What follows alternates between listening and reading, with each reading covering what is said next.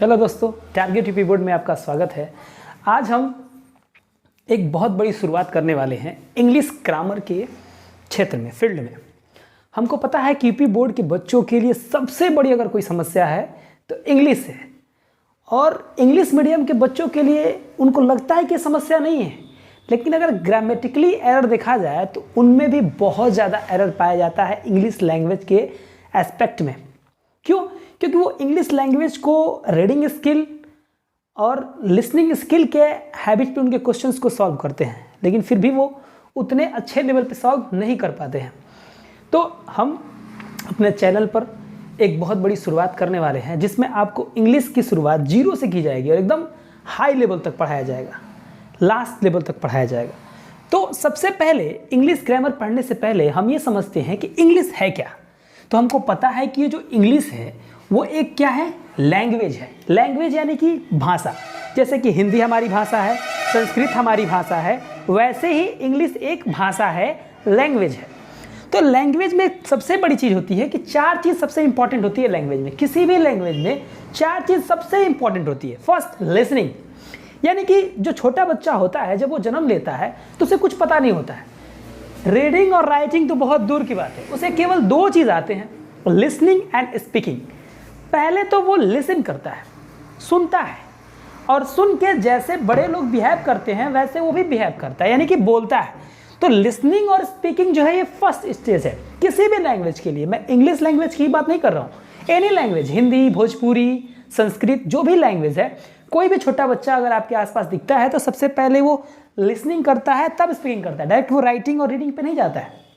तो लैंग्वेज की शुरुआत यही से होती है, पहले लिसन किया जाए, फिर स्पीक किया जाए यानी कि बोला जाए, और फिर उसके बाद उस लैंग्वेज के संबंधित चीज़ों को पढ़कर उसे रीड किया जाए, और लास्ट चीज़ है राइटिंग। अगर देखो, एक बात कही जाती है कि writing made a man perfect. अगर आपकी राइटिंग खूबसूरत है, आपके राइटिंग में लिखे गए वर्ड्स में अच्छे अच्छे वर्ड्स हैं, हाई लेवल के वर्ड्स हैं, तो ऐसा माना जाता है कि you are well educated person, आप बहुत ही अच्छे और पढ़े लिखे व्यक्ति हैं। तो वो बात की बातें हैं, पहले इसको समझते हैं, यानी कि listening, speaking, reading and writing. तो लैंग्वेज के लिए भी, इंग्लिश लैंग्वेज में भी यही सारा फॉलो होता है।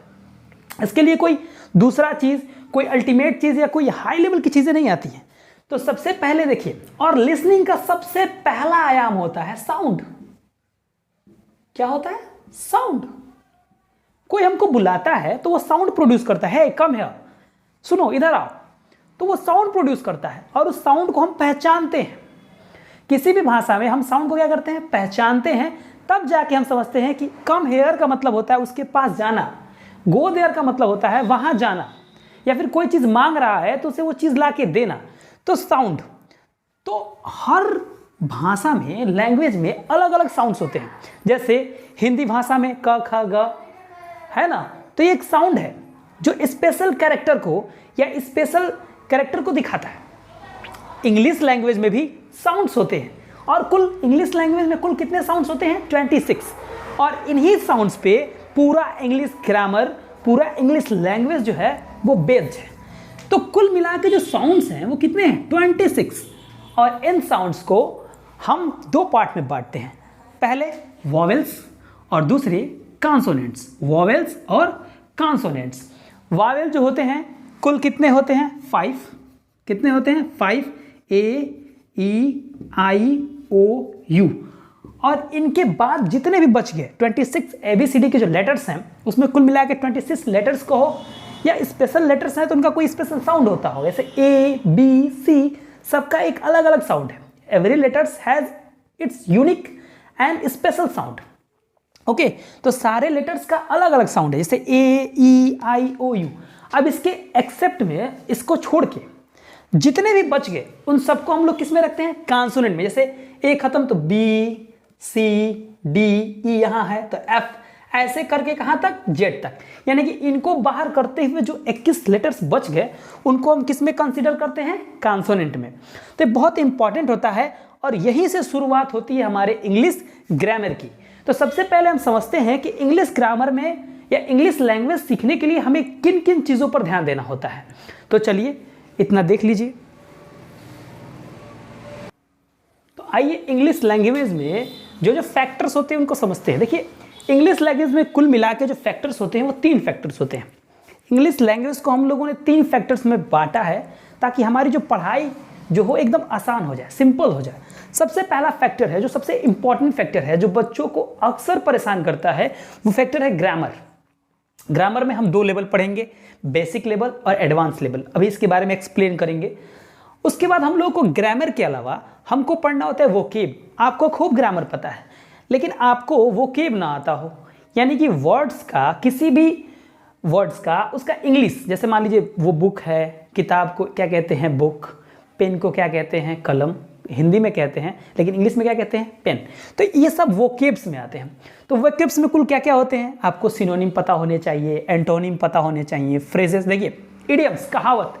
इंग्लिश में कहावतें होती हैं, जैसे हिंदी में कहावत होता है कि नाच न जाने आंगन टेढ़ा, वैसे इंग्लिश में भी कहावत, बहुत सारी कहावतें हैं, तो उनके बारे में पढ़ेंगे। इनको इडियम्स कहते हैं। जो इंग्लिश वाली कहावतें होते हैं उनको इडियम्स कहते हैं, ठीक है।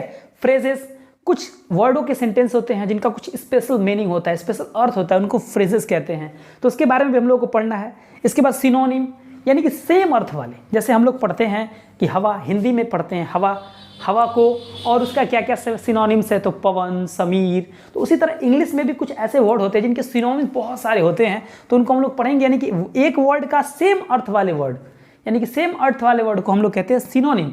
और एंटोनिम यानी कि उल्टा अर्थ वाला, जैसे कह सकते हैं कि ऊंचा का उल्टा अर्थ क्या हो जाएगा, नीचा। तो हमको इंग्लिश में पढ़ना है, तो अंडर, अप, ऊपर को कहेंगे अप और नीचे को कहेंगे डाउन, ठीक है। तो ऐसे बहुत सारे वर्ड होंगे, तो उनको हमको एंटोनिम्स में पढ़ेंगे। एंटोनिम्स यानी कि उल्टा, विपरीत, ठीक है। और वन वर्ड सब्स्टिट्यूशन, जैसे मान लीजिए कि एक ऐसा व्यक्ति जो दोनों हाथों का इस्तेमाल बराबर करता हो, उसको क्या कहते हैं इंग्लिश में, तो एम्बीडेक्स्टर। ऐसे बहुत सारे वर्ड्स हैं जिनके बारे में हम लोग को पढ़ना है, ठीक है। तो वन वर्ड सब्स्टिट्यूशन का मतलब होता है एक वाक्य के लिए एक शब्द। ये सब हिंदी में भी होते हैं और इंग्लिश लैंग्वेज में भी होते हैं। स्पेलिंग टेस्ट, यानी कि स्पेलिंग दिया होता है, उसमें हमें चेक करना होता है कि कौन सी स्पेलिंग गलत है, कौन सी स्पेलिंग सही है। फॉरेन वर्ड्स, यानी कि विदेशी शब्दों का इंग्लिश में क्या क्या रोल है, उसके बारे में भी हम लोग को पढ़ना होता है। लास्ट जो सबसे इंपॉर्टेंट स्किल है, इसके आने के बाद एक मैन जो होता है वो इंग्लिश लैंग्वेज में परफेक्ट हो जाता है। जब इस पोर्शन तक हम पहुंच जाते हैं, तो पहले हमको यहाँ से शुरू करना होगा, ऐसे आते आते आते आते हमारा लास्ट है ये। और जब हम इस स्किल पे पहुंच जाते हैं, तो हमारा अल्टीमेट गोल जो है, जो इंग्लिश लैंग्वेज को समझने का जो गोल है, वो पूरा हो जाता है। तो इंग्लिश लैंग्वेज में जो लास्ट स्किल है, जो सबसे इंपॉर्टेंट स्किल है, जो बड़े बड़े एग्जाम्स में, आईएएस में, यहाँ तक कि बड़े बड़े बैंक्स के बड़े बड़े एग्जाम, जैसे मान लीजिए मैनेजर के एग्जाम होते हैं उनमें, या फिर ऑफिसर लेवल के सीजीएल के एग्जाम में, ये जो स्किल है बहुत इंपॉर्टेंट होता है। लेकिन इस स्किल को समझने के लिए, करने के लिए आपका ये जो पार्ट है वो पूरा होना चाहिए, ठीक है।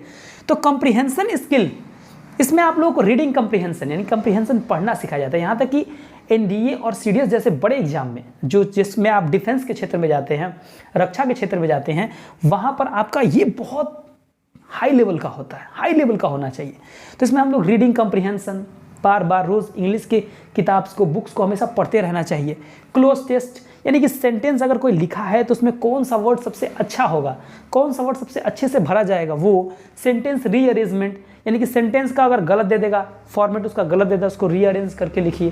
तो ये सारा आता है कॉम्प्रिहेंशन स्किल में, जो अभी हम फोकस करने वाले। देखिए आप लोगों को हो सकता है बोरिंग लग रहा हो, क्योंकि बेसिक क्लास है, बेसिक क्लास है हमने कहा, लेकिन बोरिंग इसलिए लग रहा है कि पूरा सिलेबस एक बार में बता रहे हैं, तो इसलिए थोड़ा सा बोरिंग लग रहा है। लेकिन टेंशन ना लीजिए, जब इसका स्टार्ट होगा, बेसिक क्लास है तो एकदम इंटरेस्टिंग क्लास हो जाएगा। तो हम शुरुआत करेंगे यहाँ से, बेसिक लेवल से। बेसिक लेवल ग्रामर में क्या क्या आता है, तो बेसिक लेवल ग्रामर में अब क्या क्या आता है इसके बारे में हम पढ़ेंगे। देखिए बेसिक लेवल ग्रामर में हम पढ़ेंगे क्या, पार्ट ऑफ स्पीच के बारे में। पार्ट ऑफ स्पीच के बारे में हम लोग पढ़ेंगे noun, pronoun, verb, adverb, adjective, preposition, conjunction, interjection, इन सब के बारे में पढ़ेंगे। इसके बाद हम लोग कुछ सेंटेंस को रीअरेंज करना, सेंटेंस को सही करना, ये कौन से टाइप के सेंटेंस है, ये सारा हम लोग पढ़ते हैं बेसिक लेवल में। एडवांस लेवल में हम पढ़ते हैं passive voice, active voice, direct, indirect, और भी बहुत सारे, क्लोज टेस्ट, ठीक है। फिर से क्या कहते हैं उसको, ऐसे बहुत सारे हैं जिसको हम लोग को पढ़ना है, ठीक। तो चलिए एक एक शुरू करते हैं। बेसिक लेवल से शुरुआत होती है ग्रामर की, और देखिए बहुत अल्टीमेट चीज़ें हैं। अगर आप लिखना चाहते हैं तो लिख भी सकते हैं। तो चलिए शुरुआत हो गई। अब हम बात करने वाले हैं, देखिए इंग्लिश ग्रामर में सबसे पहले शुरुआत होती है जो हमको नर्सरी LKG में पढ़ाया जाता है, ABCD। पूरा 2 साल तक मैडम रट रट के पीट के एकदम याद करा देती हैं कि लास्ट तक, यानी कि मरते दम तक हम नहीं भूल सकते हैं। इतना इसको पढ़ते हैं, इतना इसको याद करते हैं। तो वो 26 लेटर्स हैं जिनको हम बचपन में ABC खूब पढ़ते हैं, 2-2 साल तक पढ़ते हैं और एकदम छप जाता है हमारे दिमाग में, और लास्ट तक, शुरुआत से लेके ज़िंदगी के लास्ट तक हमको याद रहता है। चलिए देखिए, वावेल AEIOU, हमारे जो 26 लेटर्स है इनको हमने 2 पार्टों में बांट दिया। एक वावेल AEIOU और दूसरे कॉन्सोनेंट, यानी कि BCDFGHJKLMNPQRSTVWXYZ, यानी कि ABCD से A से लेकर Z तक जो 26 लेटर्स थे उनमें से जब हमने वावेल को, यानी कि 5 वावेल को निकाल दिया तो बच गया क्या, कॉन्सोनेंट। ठीक है, अब देखिए लेटर की तो शुरुआत हो गई। इसका एक स्पेशल साउंड होता है, एक स्पेशल साउंड होता है जो हमें बताता है, अगर हम बोले A तो कोई ऐसे लिख सकता है क्या, नहीं, क्योंकि हमको पता है कि ये जो साउंड है वो हमने साउंड बोला A का, लेकिन हमने लेटर क्या लिख दिया है, S। तो ये इस बात का हम लोग ध्यान देते हैं। ठीक है, तो ये बचपन में हमें चीज़ें सिखाई जाती हैं। अब हम पढ़ते हैं वर्ड्स। लेटर मिलते हैं तो लेटर्स मिल के क्या बनाते हैं, वर्ड्स, और वर्ड मिल के क्या बनाते हैं, सेंटेंस। ठीक है, लेटर्स मिलते हैं तो वर्ड बनाते हैं, वर्ड मिलते हैं तो सेंटेंस बनाते हैं। लेकिन इसमें थोड़ा सा टेक्निकल पॉइंट ये है कि लेटर्स को मिला दो, जैसे मान लो हमने मिला दिया BMCJT का मतलब क्या मतलब हुआ, लेटर्स को हमने मिला तो दिया लेकिन कोई इसका मतलब निकला क्या, नहीं निकला। तो इसीलिए ये वर्ड नहीं हुआ। ये ग्रुप ऑफ लेटर्स तो है, लेटरों का ग्रुप तो है, लेकिन ये वर्ड नहीं है। क्यों, क्योंकि इसका कोई मीनिंग नहीं। लेकिन हमने लिखा M, फिर हमने एक और लेटर लिया A, फिर हमने लिया N, मैन। तो मैन का हमको पता है कि मैन का मतलब होता है आदमी, तो इसका अर्थ मिला, इसीलिए वर्ड है, ये वर्ड है और ये वर्ड नहीं है। क्यों, क्योंकि इसका ग्रुप ऑफ वर्ड्स दोनों है, ये भी ग्रुप ऑफ लेटर है, ये भी ग्रुप ऑफ लेटर है, लेकिन इसका कोई मीनिंग नहीं है तो ये वर्ड नहीं है, और इसका मीनिंग है तो ये वर्ड है। तो वर्ड को हम डिफाइन करते हैं कि ये तो पहली चीज़ कि यूनिट ऑफ लेटर्स होता है, यानी कि लेटर्स का समूह होता है। ये लेटर्स हैं तो इन्हीं में से किसी एक लेटर का समूह होगा। अच्छा, आप एक ऐसा वर्ड बताइए, कोई भी ऐसा वर्ड बताइए, ये आपका होमवर्क रहेगा, कि जिसमें A से लेके Z तक कोई भी लेटर न हो। है कोई वर्ड, नहीं है, कोई भी ऐसा वर्ड हो ही नहीं सकता जो इन 26 लेटर से बाहर हो। तो हम कह सकते हैं कि वर्ड की सबसे बड़ी क्वालिटी होती है कि यूनिट ऑफ लेटर्स होता है, यानी कि लेटरों का समूह होता है। और वर्ड जो होता है वो दोनों से मिलकर बना होता है, वॉवेल से भी और कॉन्सोनेंट से भी। वॉवेल और कॉन्सोनेंट से मिलने से क्या बनता है, वर्ड बनता है। और हमको पता है कि ग्रुप ऑफ लेटर्स, एक ऐसा लेटर का ग्रुप जिसका कोई मीनिंग हो, कोई अर्थ हो, उसे हम क्या कहेंगे, वर्ड। अब वर्ड को, टाइप ऑफ वर्ड, उनके यूनिट के आधार पे हम वर्ड को कुछ टाइप में बांटते हैं। इसको हम पार्ट ऑफ स्पीच बोलते हैं ना, वही है। पार्ट ऑफ स्पीच में हम पढ़ते हैं कि वर्ड कितने टाइप के होते हैं। जैसे मान लीजिए किसी का नाम है, कोई किसी का विशेष स्पेशल नाम है, जैसे मान लीजिए लैपटॉप है, बुक है, कॉपी है, तो स्पेशल नाम है। तो इस टाइप के जितने भी वर्ड्स हैं इनको हम किस में रखेंगे, तो इन सबको हम रख देते हैं नाउन में। सेकेंड चीज़, जो शब्द कोई विशेष नाम को ही दिखाने के लिए किया जाता है लेकिन उसका कुछ और होता है, जैसे मान लीजिए लैपटॉप है तो हम इसे कहते हैं कि इधर, इसको इधर लेके आओ। राम है तो हम ये कह सकते हैं कि वह जा रहा है, जैसे राम जा रहा है, तो अगर हम उसको नहीं पहचानते तो हम कह सकते हैं ना वह जा रहा है। तो जो नाउन के स्थान पे इस्तेमाल होता है उसे हम प्रोनाउन में डाल देते हैं, यानी कि उस टाइप के सारे वर्ड्स को हमने एक में डाल दिया, उसको प्रोनाउन में। जो वर्ड्स किसी गतिविधि को दिखाएंगे या किसी एक्शन को दिखाएंगे, जैसे बोलना, खाना, हंसना, गाना, पढ़ना, पढ़ाना, ये एक्शन को दिखा रहे हैं, तो इस टाइप के वर्ड्स को हम एक स्पेशल सिंबल में, ए वर्ब में दिखा देंगे। गुण बताने वाले वर्ड्स, जैसे मान लो लंबा, चौड़ा, मोटा, पतला, ऐसे वर्ड्स जो कुछ स्पेशल कैरेक्टर दिखाते हैं, इन सब वर्डों को हम एक स्पेशल एडजेक्टिव में डाल देंगे। तो इस प्रकार से हम वर्डों को अलग अलग पार्ट में बांटते हैं। देखिए, हम इसको यहाँ पर लिख रहे हैं और इसको थोड़ा आप लोग समझिए। देखिए, जो पार्ट ऑफ स्पीच है वो टाइप ऑफ वर्ड ही है, और कुल 8 टाइप के वर्ड होते हैं इंग्लिश ग्रामर में। इंग्लिश ग्रामर में जो पार्ट ऑफ स्पीच, या कह सकते हो इसको टाइप ऑफ वर्ड्स, या तो आप पार्ट ऑफ स्पीच बोल दो या तो टाइप ऑफ वर्ड बोल दो। देखिए, पार्ट ऑफ स्पीच, या बोल सकते हो type of words, type of words. देखिए दोनों एक ही चीज़ है। स्पीच का मतलब क्या होता है? स्पीच देना, बोलना। हम जो बोल रहे हैं वही तो स्पीच है। आपको पढ़ा रहे हैं तो क्या कर रहे हैं? स्पीच दे रहे हैं, आपको कुछ वर्ड्स बोल रहे हैं, ठीक है। तो यही टाइप ऑफ वर्ड है। तो ग्रामर में जो है टाइप ऑफ वर्ड क्या होते हैं? Noun, pronoun, verb, adverb, adjective, preposition, conjunction, और लास्ट में है इंटरजेंक्शन, ठीक है। इसका हिंदी होता है संज्ञा, संज्ञा, सर्वनाम, क्रिया, क्रिया विशेषण, विशेषण, संबंध सूचक शब्द, इसको कहते हैं जोड़ने वाले शब्द, और ये इंटरजेक्शन विस्मयादि बोधक, ठीक है। तो इनके बारे में हम लोगों को पढ़ना है, समझना है।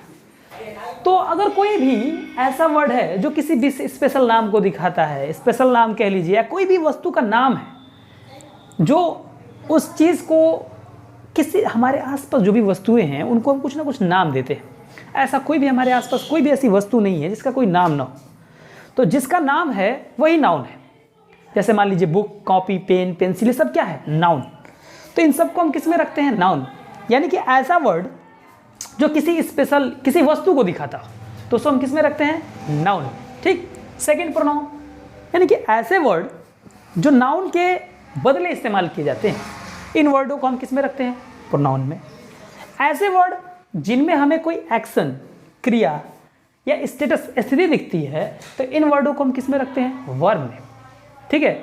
और ऐसे वर्ड जो नाउन की विशेषता बतलाते हों, ऐसे वर्ड जो वर्ब की विशेषता बतलाते हों, विशेषण की विशेषता बतलाते हों, उन वर्डों को हम रखते हैं एडवर्ब में।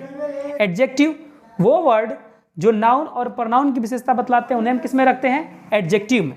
प्रीपोजिशन, यानी कि सेंटेंस में वर्डों का स्थान, जैसे कोई भी चीज़, जैसे मान लो cat sit under the table, जो बिल्ली है वो टेबल के नीचे बैठी है, तो ये जो स्थान बताने वाले वर्ड हैं उनको हम प्रीपोजिशन में रखते हैं। और जोड़ने वाले, राम एंड श्याम, मोहन एंड सोहन, जो जोड़ने वाला है, राम और श्याम को जोड़ने वाला क्या वर्ड है? एंड, ठीक है। तो ऐसे सेंटेंस में भी जोड़ने वाले होते हैं, उनको हम किस में रखते हैं? कंजंक्शन में। और लास्ट इंटरजेक्शन, इंस्टेंट कोई घटना होती है और उस घटना के इंस्टेंट होने पर हमारे मुंह से कोई अचानक वर्ड्स निकल जाते हैं, जैसे उल्ला, वाह, वाओ, हुर्रे, ऐसे वर्ड्स जो हैं वो आते हैं इंटरजेक्शन में। तो एक एक के बारे में हम डिटेल में पढ़ेंगे, एकदम फुल टू एनालाइज, पूरी अच्छी तरीके से पढ़ेंगे। तो चलिए शुरुआत करते हैं। सबसे पहले नाउन के बारे में। अभी तो इंट्रोडक्शन क्लास है, इसमें आपको इंट्रोड्यूस किया जा रहा है कि क्या क्या चीज़ें पढ़ाई जाएंगी, क्या क्या चीज़ें हमको पढ़ना है, क्या क्या चीज़ें हम सीखना है। सेकेंड क्लास से जब शुरुआत होगी तो उस क्लास में हमको पूरा डिटेल से शुरू होगा, और पहला जो हमारा टॉपिक होगा वो शुरुआत होगा नाउन से। तो चलिए आज शुरू कर देते हैं, कम से कम उसके बारे में कुछ जान लेते हैं, कुछ समझ लेते हैं, और कल उसके बारे में अल्टीमेट चीज़ें पढ़ लेंगे, ठीक है। तो चलिए सबसे पहले हम शुरुआत करते हैं नाउन से।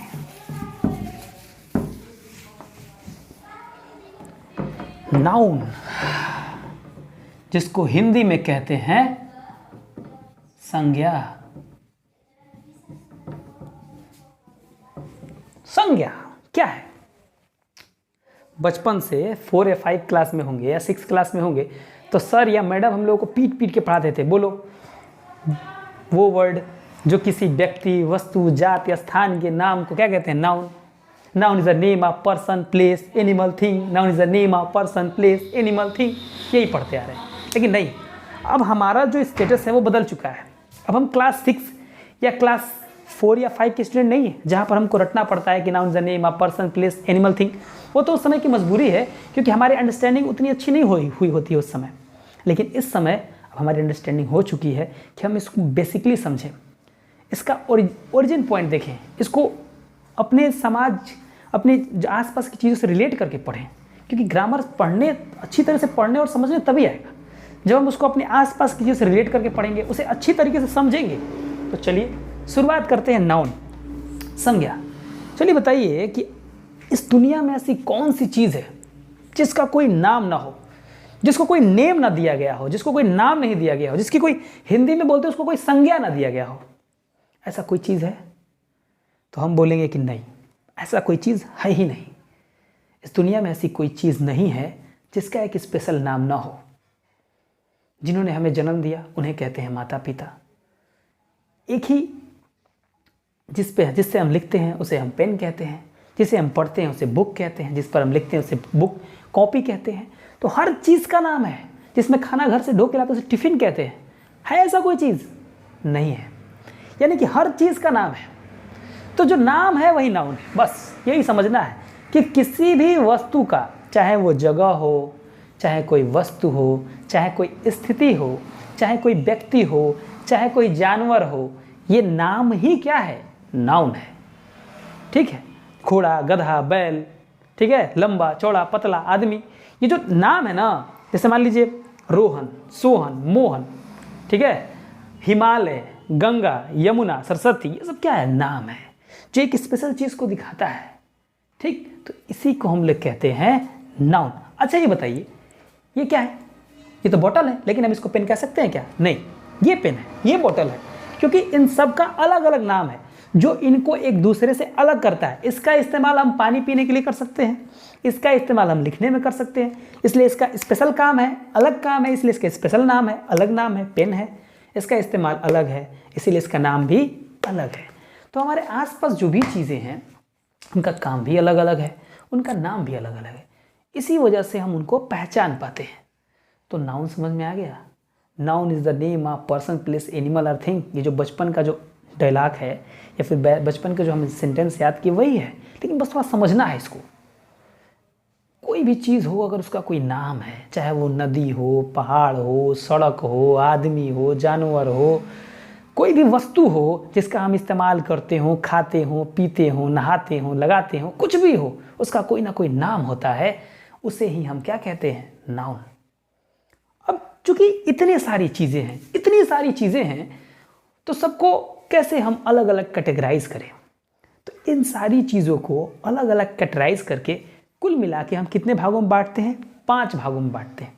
इंग्लिश ग्रामर के हिसाब से अभी एडवांस में जो एडवांस लेवल में इंग्लिश, जो एडवांस लेवल की इंग्लिश है, वो तो उसने नाउन को केवल 2 भागों में बांटा है, काउंटेबल और अनकाउंटेबल। उसके बारे में भी पढ़ेंगे, समझेंगे, लेकिन पहले जो बेसिक चीज़ें उसको पढ़ लेते हैं, जो पहले से चली आ रही चीज़ों को।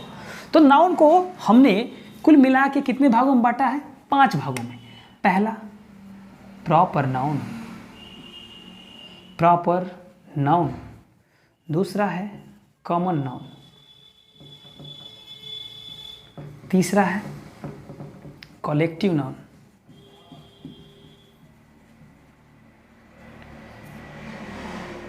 चौथा है मटेरियल नाउन। और 5वां है एब्स्ट्रैक्ट नाउन। अब थोड़ा इसको समझिए।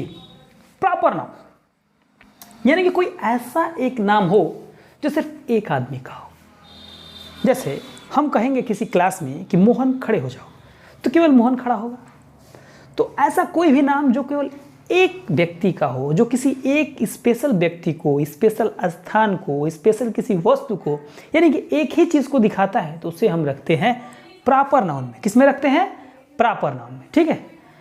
और ऐसा वर्ड जो पूरे एक जाति समुदाय का बोध करे, जैसे गर्ल्स खड़ी हो जाओ तो बहुत सारी गर्ल्स होंगी, बॉयज़ खड़े हो जाओ तो बहुत सारे बॉयज़ होंगे, तो पूरे एक जाति समुदाय को इंगित करने वाला जो वर्ड होगा उसको, उस नाउन को हम रखेंगे किसमें?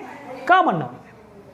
कोई स्पेशल काम करने वाले लोगों का समूह, ठीक है, या एक स्पेशल पर्पस वाले, झुंड वाले चीज़ों का जो लोगों का समूह होता है, या फिर किसी वस्तु का समूह होता है, तो उसे हम किस में रखते हैं?